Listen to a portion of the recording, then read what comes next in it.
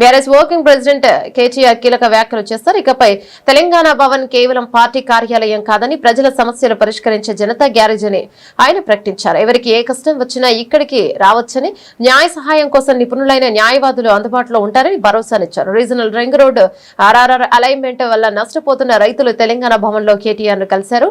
నల్గొండ, సూర్యాపేట, గజ్వేల్, సంగారెడ్డి నియోజకవర్గాల నుంచి వచ్చిన బాధితులతో ఆయన సమావేశమయ్యారు. ఈ సందర్భంగా కేటీఆర్ మాట్లాడుతూ రీజనల్ రింగ్ రోడ్డు విషయంలో కాంగ్రెస్ ప్రభుత్వం అనుసరిస్తున్న వైఖరిని విమర్శించారు.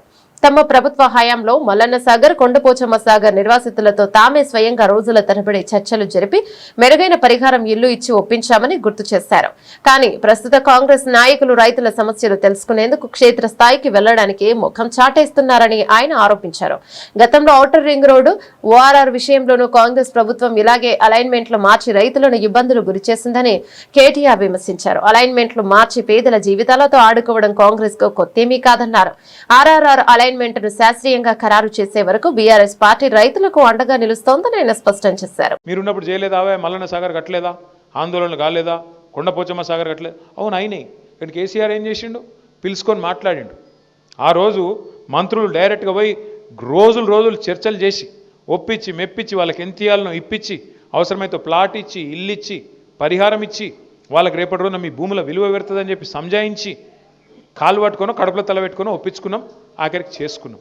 మరి వీళ్ళేం చేయాలి? ముఖం చాటేస్తే అయిపోతుందా? అందుకే మీరు దయచేసి చేయాల్సిన డిమాండ్లు మూడే. ఒకటి, మాకు అలైన్మెంట్ అన్నా శాస్త్రీయంగా చేయండి, మేము అభివృద్ధి వ్యతిరేకం కాదు.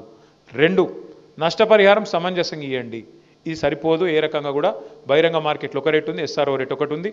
మరి దాన్ని పెంచి మానవతా కోణంలో ఒక దగ్గర మామ్నూర్ ఎయిర్పోర్ట్ కాడ 1,20,00,000 ఇస్తున్నారని చెప్పి కూడా తమ్ముడు ఇచ్చిండు వెంకటేష్.